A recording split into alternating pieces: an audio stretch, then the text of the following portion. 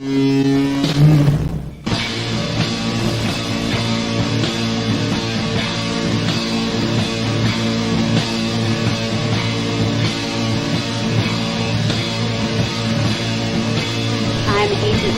the NSA. We have identified some very, very interesting anomalous type of aircraft. Traffic is quite luminous and is exhibiting some non-ballistic motion, over.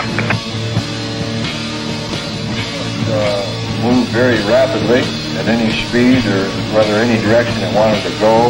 Flag could change and go to the right or the left or go crossways without hesitating a bit. What do you think it was? Well, if they call it a flying saucer, that's what it is.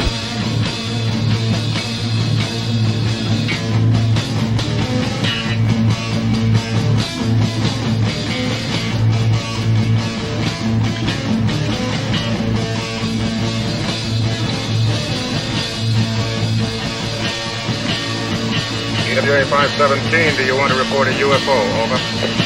Negative. We don't want to report.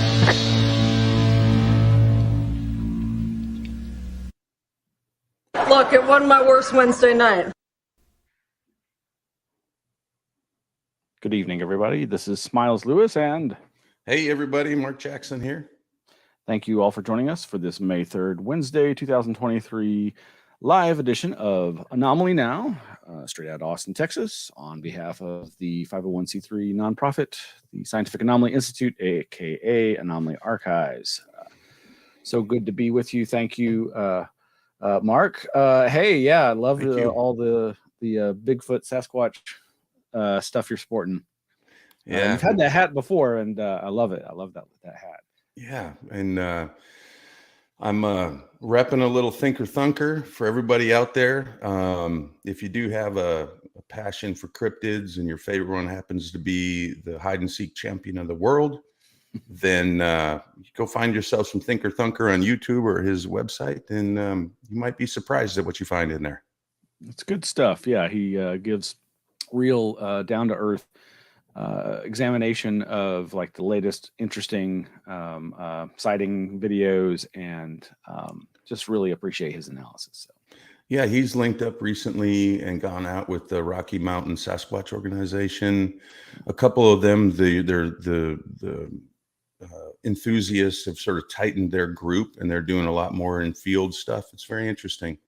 Not sure that they really want to run into one of these fellas or gals, as the Patterson film ended up, coming to fruition in terms of it being female. But anyway, right. I digress into my favorite subject. Let's kick it off here, Miles. All right. Well, I did want to, of course, direct folks to, they can go check out more about the Anomaly Archives over at our website. That's anomalyarchives.org. And you can link through to the archives of this very show, Anomaly Now. That's where we put the links to all the YouTube archived vodcast versions. Of course, we take an audio version of this that goes out through all the podcast channels. But some of those, the older ones, kind of fall off after time. We're going on the cheap for archive space for the audio, but the video is there and will be for as long as we don't get canceled by YouTube. So, meanwhile, you folks can follow along with the news links that we cover, that we aggregate over at our Flipboard. That's flipboard.com/@Anomaly Archives. And the link there will take you to where we post all these thousands of links. I think it says we have over 9,600 stories and over almost 20,000 page flips. I definitely believe the stories part. The page flips, I'm not sure what that means exactly, but I think that's folks. And I will say I was on there earlier today, Smiles, and I got to say every single time I follow that link, I am so impressed with the depth and width of the stories that you're posting and accumulating, aggregating here for the layperson. And I got to say, anybody listening, if you want to, roll up your sleeves for even 30 minutes or something and just, scroll through all this stuff, you're going to find something that's going to pique your interest. There's enough there. So just well done, and such a great effort and resource to everybody of like-mindedness, etc.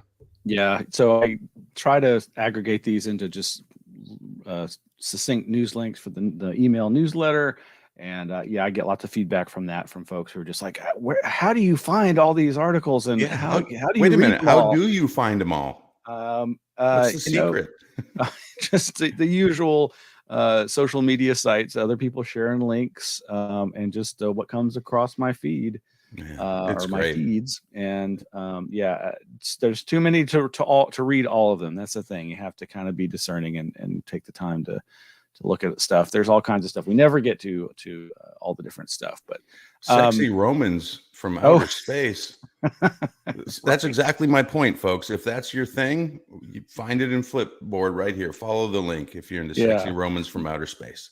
That's an article, I believe, by is it Scott Corrales, writing for APmagazine.info. That's the Alternate Perceptions, Brent Rains's magazine that also Dr. Greg Little, I believe, is associated with. Greg and Brent being longtime friends. Yeah, so much great stuff. I just earlier this evening was watching the webinar. There's been, as we've been mentioning, upcoming part 2, the second annual Archives of the Impossible conference in Houston at Rice University.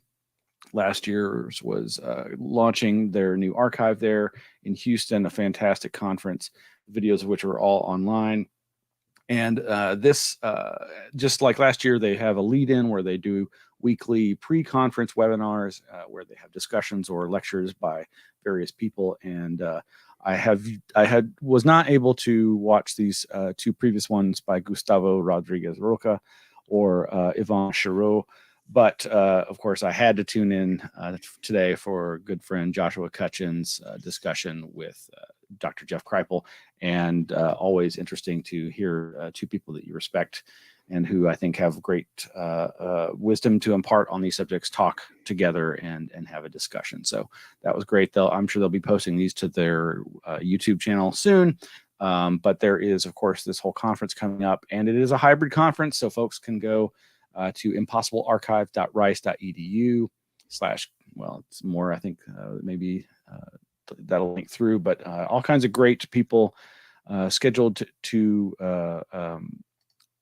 give lectures and panel discussions at this year's events, which come up Thursday, May 11th through Saturday, May 13th. And it's completely free. You can go in person, or you can watch through their Zoom setup. So that's pretty cool. I'm really glad that's going forward. I wanted to continue our discussion, or just at least give some follow-up to last week's story where we were talking about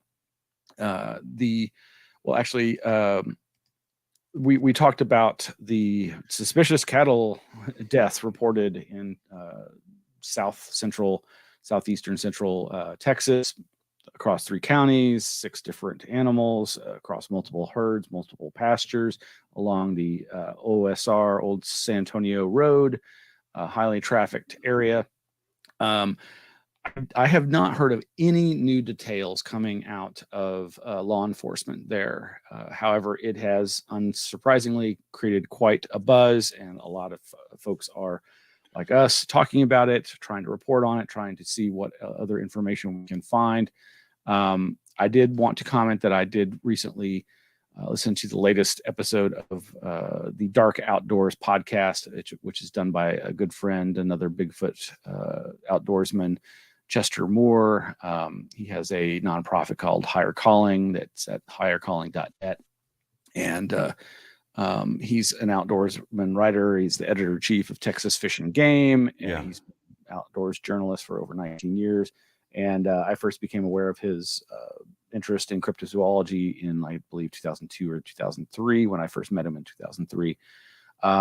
Anyway, he's got his the latest episode of his season 2 of Dark Outdoors podcast, which is, of course, about the mutilations. And he has a guest on, and they talk about this. They've previously reported on the Texas horse ripping cases, horrific case of animals being mutilated, tortured, but in that case, horses. But very interesting stuff. Nothing particularly new, but again, these are 2 that he and his guest are people who are much more experienced when it comes to the outdoors and dealing with the processing of animals that they've hunted. And he reports on their take on this. And I will say they do tend, they are leaning towards that this is some kind of human activity, that it's nefarious in the sense that it may be some kind of cult or serial killings. And I do not lean towards that at all. But I do find their perspective and input potentially valuable. And I just wanted to comment on that. We commented last week about how, in looking into this, and after me having heard about it being reported on NPR, or rather KUT locally, how we discovered about this 18 to 20,000 cattle that died in this terrible explosion. Well, researching this, I came across this podcast, or rather this vodcast video at Yanasa TV, which I was not familiar with. But this gentleman who hosts it does a nice 17-minute video on various mysteries going on. He talks about all the different things that we've been talking about, the various cattle deaths in Oregon and in Colorado. And he made me aware of a couple of different things, not least of which is this case out of Colorado, or actually, I'm sorry, I'm not sure which state this is in, but a major undertaking, quote unquote. Authorities say it's not easy to steal 80 head of cattle. That didn't stop someone in Baca County. This was back in January. And I bring this up just because that's what the main part of that other video by the Yanasa TV host is mainly reporting on at the beginning of it, but he goes into a lot of different other cases. But this is another case where, I mean, okay, I'm not a rancher, I'm not a farmer, I'm not really interested in the cattle industry, but this gentleman had 80 head of cattle, and I think I've seen another article claim that they were all pregnant. But this is apparently highly unusual for that many cattle to just vanish, and there to be apparently no leads, or at least none are being reported in the mainstream media that I was seeing. But it's just a strange case, and it's probably just cattle rustling, but it was one of the weird places that this led. But going back to this video with this gentleman on Yanasa TV, this Michigan farmer finds scrap metal aluminum tied to corn stalks in 3 fields. At the end of this video, the 17-minute video, the host goes into the fact that he basically asserts that he would not be surprised if many of these have to do with environmental extremists, as he describes them, who will do everything to try to literally kill the cattle industry, even involving killing the cattle. And the idea in this article that I have not had the chance to follow up researching is that and I think he said that he was actually personally aware of this case where this Michigan farmer, the assertion is that this aluminum was left by such extremist activists as a way of introducing metal fragments into the cornmeal that then would be ingested by the cattle and kill the cattle, as a way of trying to thwart the cattle industry, who so many environmentalists assert is the root of all evil and the cause for global climate change through the cattle industry.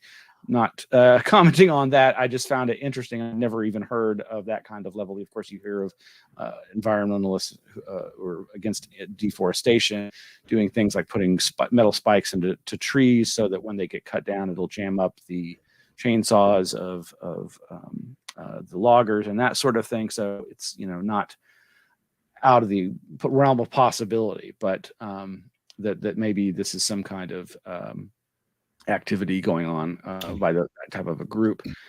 Just briefly switching back to Chester Moore's podcast, they are still, as I said, leaning towards a human culprit and suspecting that there's some kind of copycat dark web group that are imitating or trying to emulate, quote unquote, the classic cattle mutilation phenomena on their own as a way of thrill seeking and getting notoriety, not so much for them having personally done it, but just seeing the rush of seeing this in the news and the media.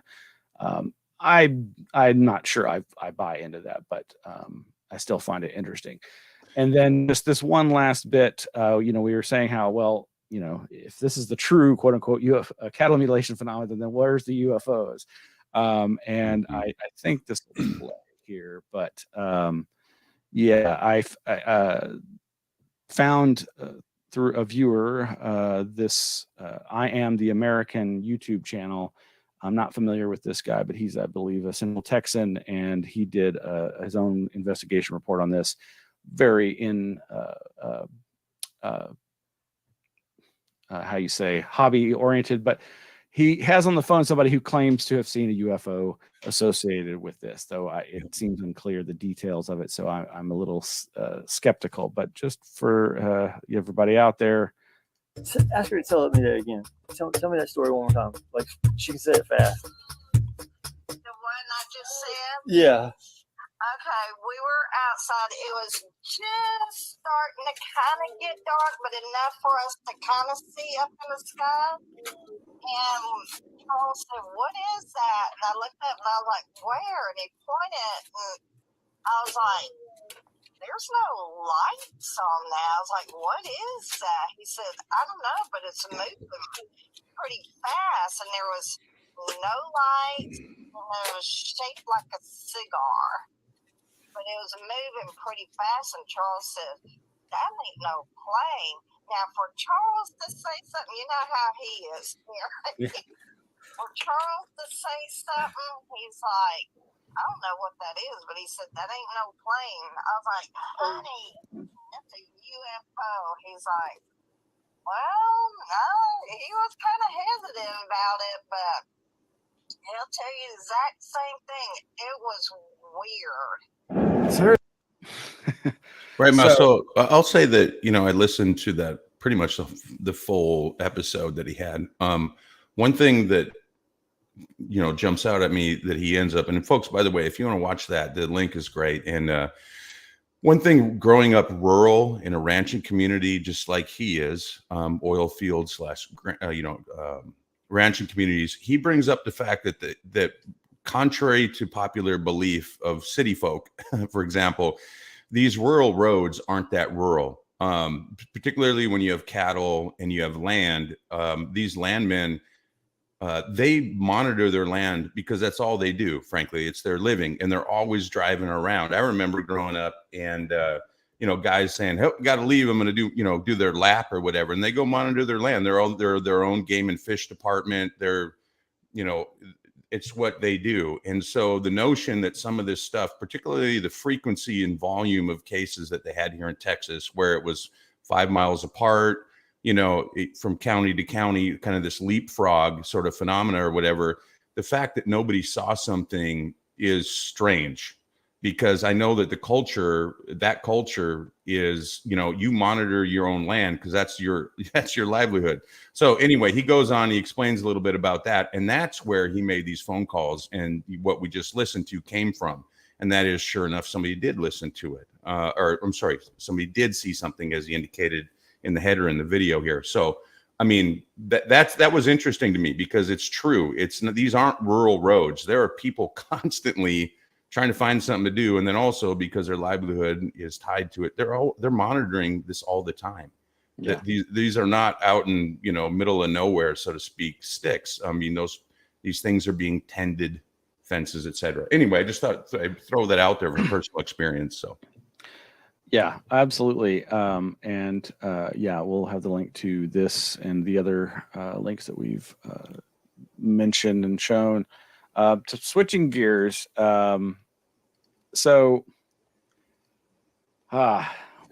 we of course have previously talked about the Trinity case, as written about by my favorite UFO researcher, Jacques Vallée, and co-researched, piggybacking off of the work of Paulo Harris. Well, Douglas Dean Johnson, who often is highly critical of what he thinks of as bunk, has done a alleged 3-month investigation into this particular case. And I got to say, I think he appears to have done a really good job of doing all the kind of basic preliminary due diligence stuff that one would have assumed I did and hoped I did, Jacques Vallée and Paulo Harris had done. As much as there was in this case that caused me, to be skeptical, as with anything, the fact that Jacques Vallée is an authority figure that I look up to and respect makes me just kind of put aside, like, oh, of course he's done this due diligence. And there's definitely aspects of this case that I'm just like, well, that's interesting. We can't verify it. But the thing I got a little upset about at the beginning was how many people seemed to be dismissing it without, pointing out certain things, like the alleged military witness that is referenced in the book as having, I believe, seen the crash site from the air, who thus seemed to be a corroborating witness that seemed unrelated to the two primary witnesses, only one of whom is still alive. And I kept thinking, well, somebody's got to be investigating that. And in my own investigation of that person's name, which I believe is spelled completely incorrectly in two different ways in the book, and as I was researching other things about it, I forget the name, is something like Brophy or Blofy or something, but that person is alleged in this investigation to be a serial liar who may be had been piggybacking off the reputation of their military pilot father, I believe. I haven't gotten to that part, but this investigation, this crash story, UFO crash hoax, Trinity UFO hoax by Douglas Dean Johnson over at douglasjohnson.ghost.io, goes into a number of different articles. There's this hub article that is just a couple pages long, but has the links to, I guess it's a dozen or so individual investigative bullet points. I've only really had the chance to read the one, and that is this one about Eddie Apodaca, the real policeman who cracked the Trinity UFO crash case. And I gotta say, wow, this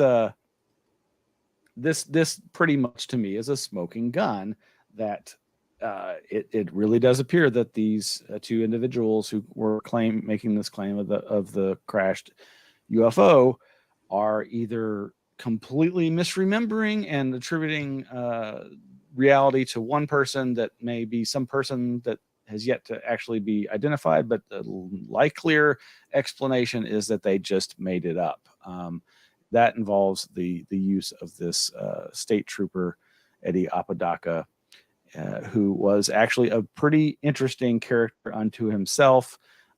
He was one of the very few original New Mexico State police officers, and the Douglas Dean Johnson goes into the history of this fellow, and he was able to corroborate this person's identity and history. And it really boils down to the fact that this officer was an enlisted man in the military and didn't return to the United States until 3 months after the alleged event occurred, when he's alleged to have interacted with the kids and their father, or one of the kids' father. And that's pretty damning, isn't it? Yeah, but I have a tough time with this. I will just say off the top, this whole case has been taken out as a tainted data set. As a scientist, this is just like, not viable, so I'm taking it out of my consideration, et cetera. I'm not judging it one way or the other. It's just being taken off the table, so to speak. So I'll look at the rest of the evidence. In fact, you have a link to other shows tonight, Smiles, where we have whistleblowers coming forward for the current congressional hearings, et cetera, in some of that, which is a much stronger case from what I've read, at least from this. So we'll just remove this. Now, these people are uneducated. Did they get the names wrong? I don't know. I haven't looked enough into it.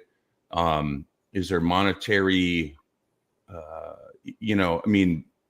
just because somebody's going after money doesn't mean things also didn't happen. Both things can be true. Yeah. And there could be these wild spun stories around this stuff. I don't know. It's so complicated at this point after reading this article today. But by the way, folks, that is another reason to follow up with Smiles' research and what he's offering on the subjects we talk on every week, because you're going to get a balanced approach to this stuff. So by putting this out there, you can make up your own mind. So I'm just looking. It's too complicated for me to try to make a judgment, so to speak. So I'm just, like I said, I'm taking it off the table. Yeah, there's a lot of moving parts to this, but it is interesting. Just in the one article, that was that one bit about Eddie Apodaca. There's a number of data points as far as how far back the two alleged witnesses had been trying to get attention drawn to this case. And I think I had mentioned in our previous coverage of this that Kevin Randall says he thinks that he and Don Schmidt were contacted by email back in 1996, 1997 by these alleged witnesses. And this came up during an interview that he was doing with Rob Swiatek, who's in that same interview said that he thought he'd gotten emails forwarded from Don Berliner that went to all the Fund for UFO Research people back in 2000, 2003. Well, this article related how Jose Padilla had been on the Jeff Renz program back in November of 2003. And then in 2005, the other alleged witness, Remy Baca, had created a paper in March of 2005 that he had provided to Ryan S. Wood in advance of a November 2005 UFO crash retrieval conference. Also, going back to that Kevin Randall Swiatek interview, Kevin had said that he thought that he had then again, Kevin had gotten that he and Stan Friedman had gotten emails again from for the witnesses back in 2010 when they were again 7 years later or however many years later trying to get interest in this. And then the article mentions that there were several other interviews done in 2010. Jose Padilla got a radio interview with host Richard Surrett in December of 2010. Also in December of that year, Jose Padilla also was interviewed by Mel Fabregas on the Veritas radio show, and on and on and on. And of course, it was in 2016 when I and members of the Roswell Slides research group were approached by a lead MUFON investigator who I will not name, but this person was coming to us because they were so concerned about their own investigation for MUFON into this case, showing that it seemed like it was a fraud. And yet Jan Harzen was treating Paolo as a, top guest. She was the lead presenter in that year's conference, and they gave her the cover article on one of the MUFON journals about this case. And so this was one of the things that was causing great concern amongst people in MUFON, was this focus on what many believed just right out of the gate, that this was a false case. So, but it's a very detailed article that folks can check out over at douglasjohnson.go.io. We'll have the link to that, as I say. But we'll let people draw their own conclusions. But yes, Smiles, when did this article come out? Just a couple of days ago. I think. So basically, Valet hasn't had a chance to respond to this, right? I mean, so I'm going to keep my ear out to see if there's any formal from his camp, to see if there's any response. I'm not expecting it, but it'd be interesting if there was refuting, evidence, etc. Yeah,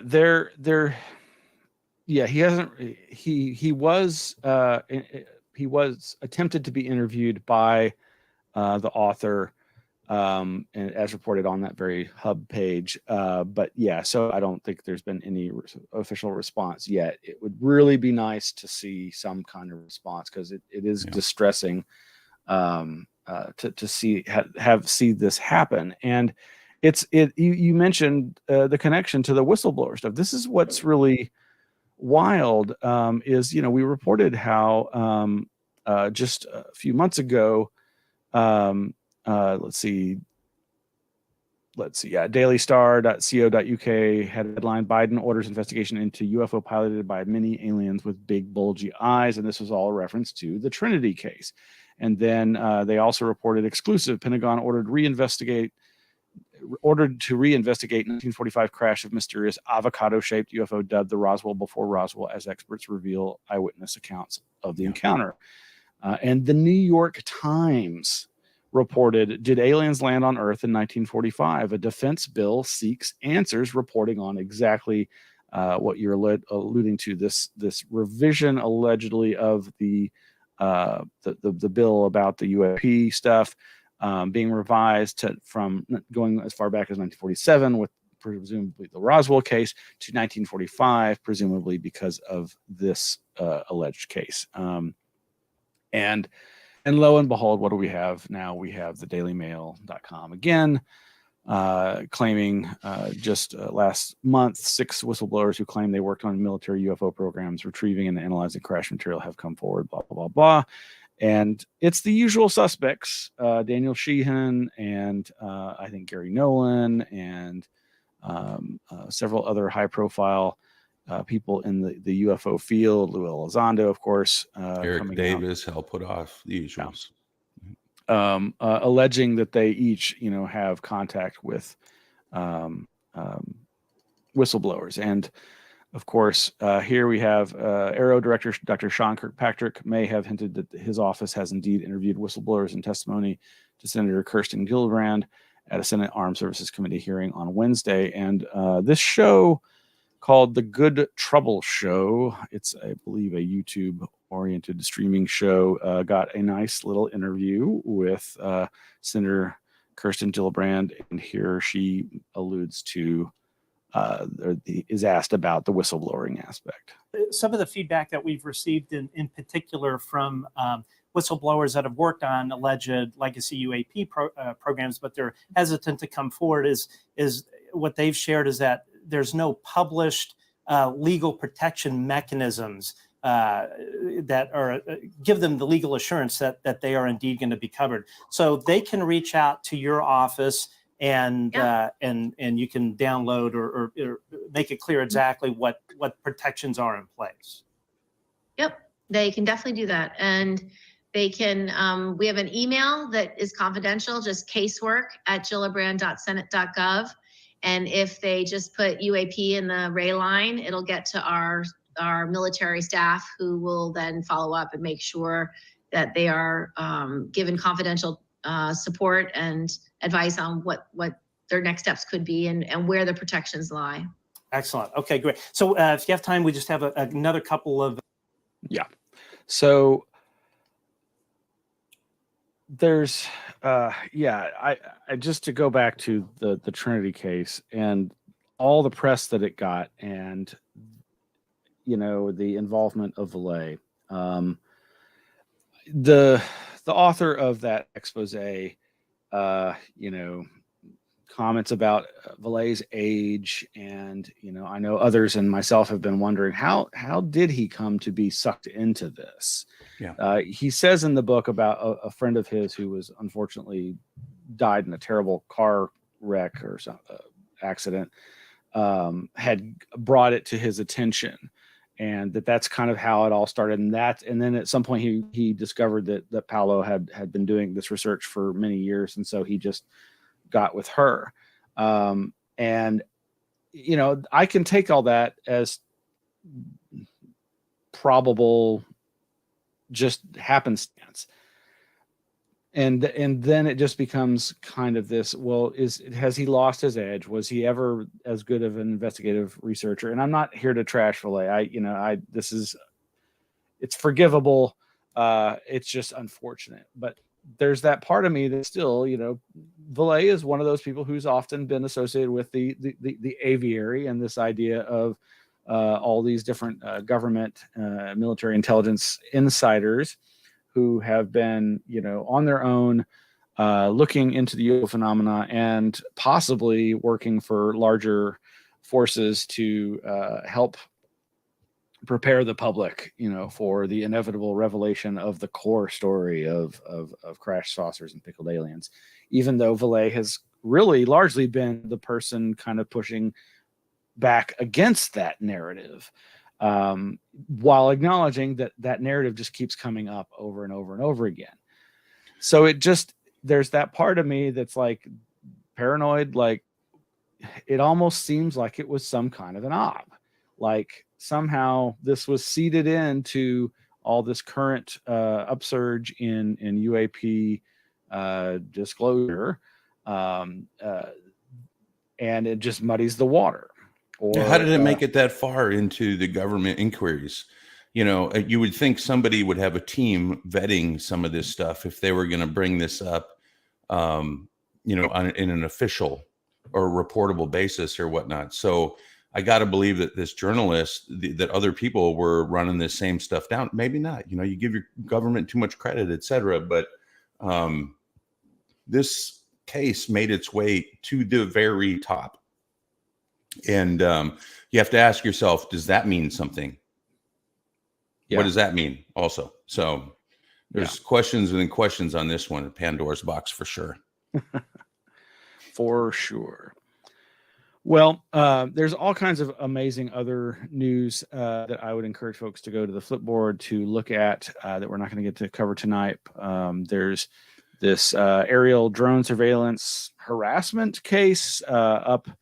I forget which state it is, but Coast to Coast AM. I think Tim Banal wrote up a little article, video, nightly visits by mysterious drones leave Maryland family looking for answers, April 28, 2023, which hinges on a local investigation from WUSA9.com, where they went out to this couple's house and did their own recording and saw what probably was drones. But they also saw a low flying, what they presume to be a commercial flight, go by, and then it came by again. And when they did the FAA tracking data, they discovered that it was a Navy plane that had been circling the area, and that sure enough, the Navy says, "Oh, we're doing some kind of secret surveillance out there. Don't worry, but there's going to be noise at night. Sorry." So that's kind of interesting. And apparently there's speculation that that particular type of aircraft can launch drones, but interesting little case there. There's a rabbit hole, but that gets into the issue of drones and how they're changing our lives, and in some cases driving some families crazy, and some amazing science and tech news. Actually, I got to bring this one up here before we close out tonight. I'll probably go ahead and hold on, folks. Well, anyway, this headline from CBSAustin.com. UT creates device that reads minds, turns thoughts into text. Wow. Anybody who's been following me all these many years knows that one of the earliest things I talked about was my interest in a dream recorder. This idea of somehow being able to take all the data inside people's heads during their nightly dreamtime sojourns and translate it into either a recording or a visualization that could be played back. Well, this isn't that, but my gosh, they've apparently been able now to reconstruct words from people's thoughts. And it seems like it's a fairly simple approach. I'm not sure if that's what type of device that is, but basically at this biomedical imaging center at the University of Texas, they would play audio. They would play audio of storytelling to these people and monitor their brain activity, so they know like what the brain activity looks like when it hears these certain words. And then they would have the person go back in and think of that story in their head and see similar brain activity, and then turning this into a way of using algorithms to decode that signal and come up with words. And let me see if I can get a little bit of this here. other AI technology, this is non-surgical and non-invasive. Researchers say it works, but it's hard to really call it accurate because it doesn't turn thoughts into text word for word. One example that we often use is the actual story said, I didn't even have my driver's license yet. The decoded version was she hadn't even learned to drive yet. Researchers say they were surprised the decoder still worked, even when the participants weren't hearing spoken language. Even when somebody is seeing a movie, you can the model can kind of predict word descriptions of what they're seeing. Some might be leery when it comes to mental privacy, though. Yep, they would be. Yeah, this has the conspiracy theorist in me is just like wants to scream right now. This has DARPA written all over it, where the point is where this was already developed, and then like somebody was like, okay, UT, you can have this, you can nibble on our, on our results or whatever, and you can go develop this in the public sphere or whatnot. I will say, after kind of delving into that, Smiles, is that these people had to sit in these MRIs for 16 hours and they listened to the same story over and over and over again while their brain scans were monitored. So, I mean, as far as where UT's at on the technology, it's really far out. I mean, in terms of any sort of application, relevant application anyway. But to me, this screams like this was already developed somewhere. And it was sort of ferried into the, the academic sphere. So, yeah, I don't know. Careful at the grocery store. Yeah, well, as one of our viewers just commented, this sounds horrible. Yeah, it sounds terrible. It could have good tech applications. No, but not outweighing the bad on this one. It's worrisome. Yeah. Yeah. Well, thank you all for joining us. We really appreciate you tuning in now or listening later. You can go to anomalyarchives.org and you can check out all our past episodes and tune in to live next week. We'll see you very, very soon. Thanks, everybody. Thanks, Good Mounce. night. All right.